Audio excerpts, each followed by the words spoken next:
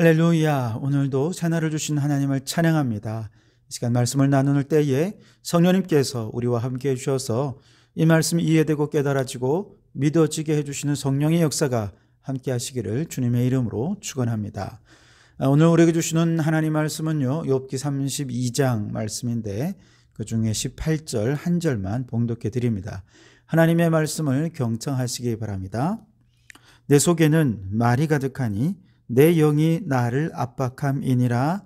아멘. 오늘도 이 말씀을 통해 우리에게 주신 하나님의 음성을 듣게 되기를 바랍니다.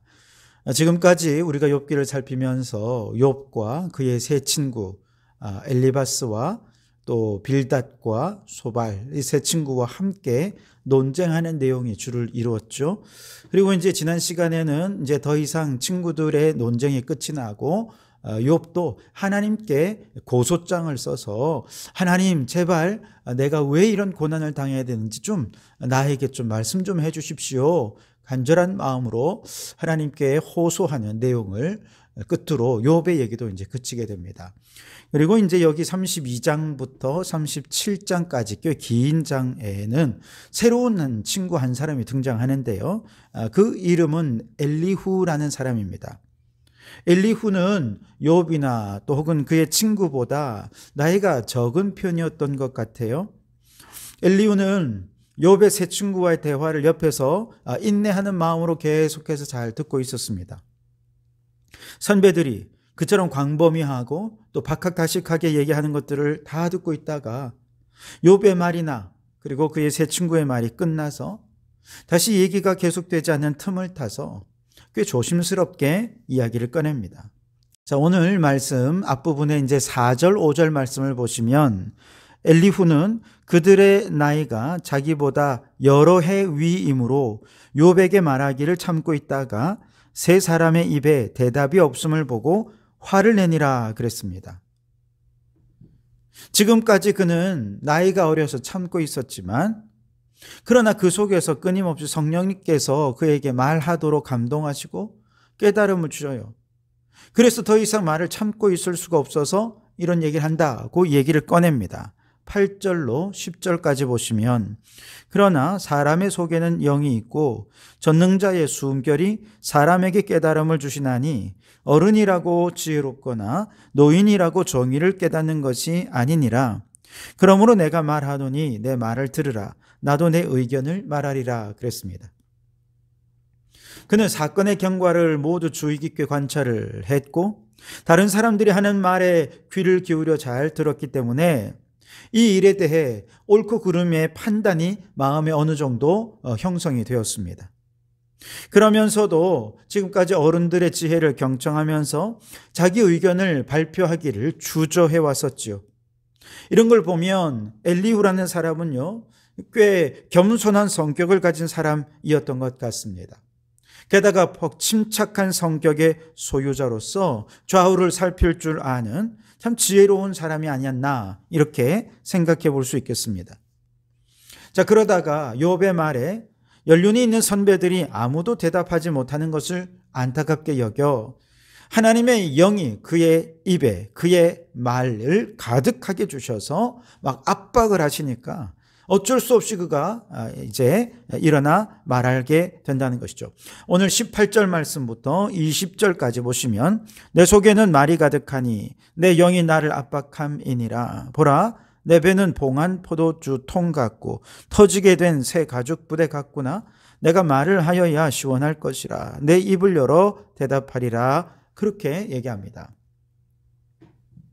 엘리후의 심령은 한마디로 지금 굉장히 뜨거워진 상황입니다. 말하지 않을 수 없는, 정말 말하지 않으면 견딜 수 없는 그런 상황이 된 것이죠. 물론 이후에 엘리후가 주장하는 것이 모두가 다 옳은 얘기다 이런 얘기는 아닙니다. 전반적인 논리는 욥의 세 친구들의 논리와 크게 다르지는 않습니다만 욥의 세 친구들처럼 무작정 욥을 악인으로 단정 짓고 그의 악함을 증명하기 위해서 애쓰는 논지는 아닙니다. 오히려 악인에게 징계하시는 하나님의 절대 주권, 절대 공의에 절대 공의를 변호하는 데에 그 초점이 맞추어져 있다라는 면에서 차이가 있다고 보겠습니다.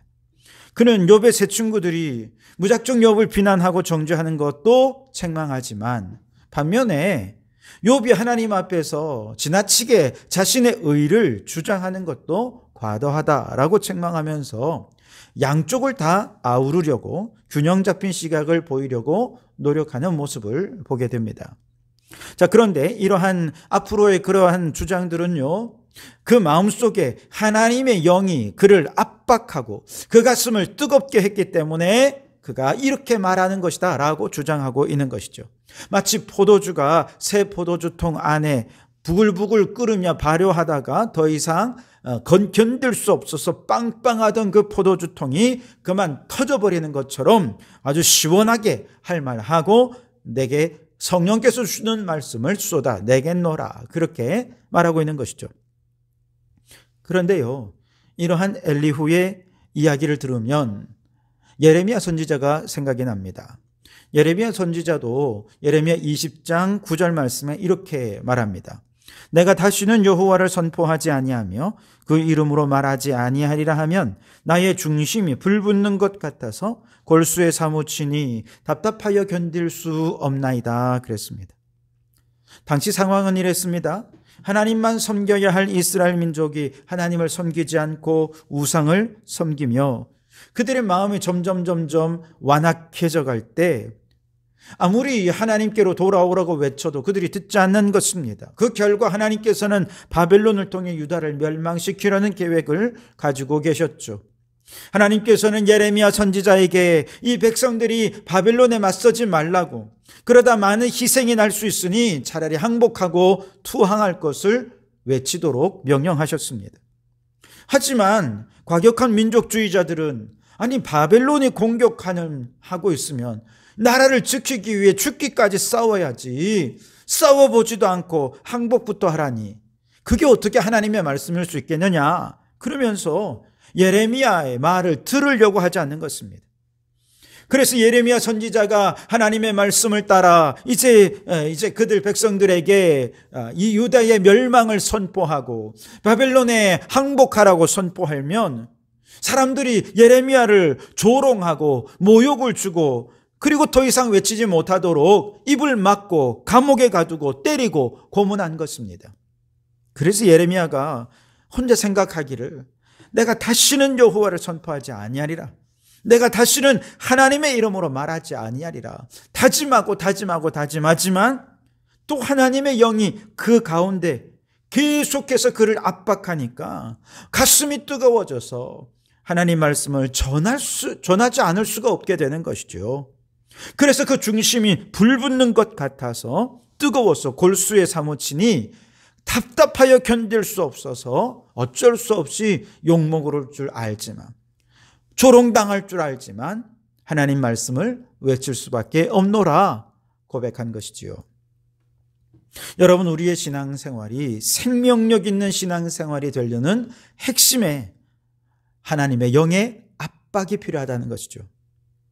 하나님의 말씀이 내 입에 가득해서 어느 순간 이것이 터질 정도가 되어야 합니다.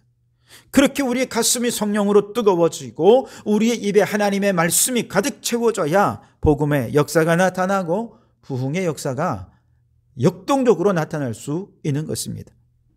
초대교회는 어떻게 그처럼 생동력 있는 그런 교회의 모습을 볼 수 있었는가? 바로 초대교회는 성령이 충만한 교회였던 것이죠. 오순절 마가다락방에서 성령이 그들 위에 임할 때 그들의 가슴이 뜨거워집니다. 그 성령의 압박으로 새 힘을 얻고 복음을 전하지 않으면 견딜 수 없는 마음을 가졌을 때 그들은 일어나 나가 예루살렘 거리 한복판에서 복음을 전했던 것이죠. 원래 베드로 같은 사람은 성령 충만함을 받기 전까지 얼마나 비겁하고 나약한 사람이었습니까? 예수님을 3번이나 부인했고 예수님이 십자가에 돌아가신 이후에나 무서워서 문을 꽁꽁 걸어 잠그고 있던 사람들이었습니다. 그런데 성령의 충만함을 받으니 그 가슴이 뜨거워졌고 담대함을 가지고 생명을 내놓고 부활하신 주님을 증거하게 된 것이죠. 공회에서 그를 불러다가 위협합니다. 경계하면서 말합니다. 앞으로는 예수 이름으로 말하지도 말고 가르치지도 말아라. 그때 베드로가 뭐라고 대답합니까? 하나님의 말씀을 듣는 것보다 당신들의 말을 듣는 것이 하나님 보시기에 옳은 일인가? 당신들도 한번 판단해 보십시오. 우리로서는 우리가 보고 들은 것을 말하지 않을 수가 없습니다. 견딜 수 없으니 말하지 않을 수 없습니다. 얼마나 담대합니까? 성령이 그 안에 가득하기 때문이었죠. 부활하신 주님을 만나고 성령 충만함을 받은 사도들은 가슴이 뜨거워져서 복음을 전하지 않고는 견딜 수 없게 된 것이죠. 여러분, 이것이 우리 그리스도인들의 모습이기를 바랍니다. 이런 가슴 뜨거운 성도들이 모이는 교회는 살아 움직이는 역동적인 교회가 될 것입니다. 초대교회가 살아 움직이는 교회가 되었던 것처럼 그것은 무슨 지식이 있어서가 아닙니다. 돈 많은 사람들이 있어서 아닙니다. 권력가가 있어서도 아니에요. 성령 충만해서 가슴이 뜨거운 사람들이 모이니 교회가 생명력이 넘치고 살아 움직이는 교회가 되고 그 복이 다른 사람들에게 흘러가게 되더라는 것이죠. 여러분, 이 성령님은 언제 어떻게 역사하십니까? 마가다락방에서는요, 오로지 그들이 기도에 힘쓸 때 성령님이 역사하셨습니다. 엠마오로 가던 두 제자에게 부활하신 예수님이 나타나셔서 함께 가시면서 성경을 풀어주실 때에 그들이 말씀을 듣자 가슴이 뜨거워졌다 그랬습니다. 다시 말해서 성령님은요, 우리가 말씀을 나눌 때 오로지 기도에 힘쓰는 그 자리에 함께 하셔서 우리의 가슴을 뜨거워지게 해 주십니다.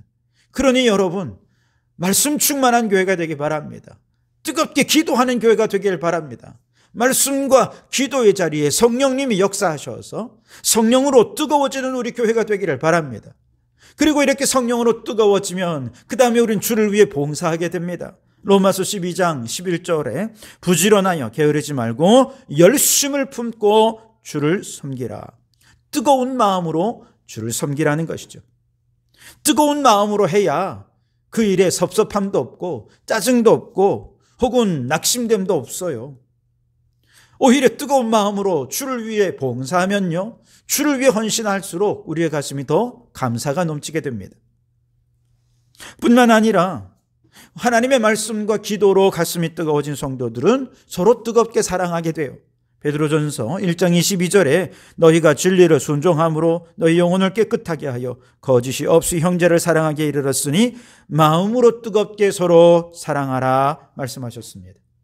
여러분, 초대교회 성도들은요, 다른 거 없었습니다. 서로 모이기에 힘쓰고 모일 때마다 뜨겁게 서로 사랑하는 아름다운 사랑의 교제가 있었습니다. 여러분, 이 세상 모든 것을 다 가져도 사랑이 없으면 아무것도 아닙니다. 울리는 꽹과리와 같습니다. 초대교회는 그렇게 성령 충만하여 서로 사랑한 교회였습니다. 무엇보다 앞서 말씀드린 대로 성령님이 임하시면 권능을 받고 복음을 전하는 뜨거운 열정으로 가득한 자들이 되는 것이죠. 그러니 여러분, 말씀과 기도 가운데 임재하시는 뜨거운 성령의 역사를 함께 경험하기를 바랍니다. 성령으로 뜨거워진 마음으로 주를 위해 봉사하고 뜨거워진 마음으로 서로 사랑하고 뜨거워진 마음으로 복음 전도자로 충성하여서 생명력이 넘치고 역동적인 교회다운 교회로 세워져가는 우리 성도교회 모든 성도들이 되시기를 주님의 이름으로 축원합니다. 기도하겠습니다. 오 주님, 엘리후는 하나님의 영이 그 가슴을 뜨겁게 하여 터질 듯한 가슴으로 말합니다. 주님, 우리도 하나님의 성령으로 뜨거운 가슴이 되게 해 주시옵소서. 하나님의 말씀을 나누고 기도할 때 성령님 임재하셔서 우리의 식어진 가슴이 뜨거운 열정으로 끓어오르게 하옵소서. 터질 듯한 열정으로 서로 사랑하고 주를 위해 봉사하고 복음의 사명을 감당하는 성령께서 압박하시는 그런 성도들이 되게 해 주시옵소서. 예수님 이름으로 기도하옵나이다. 아멘.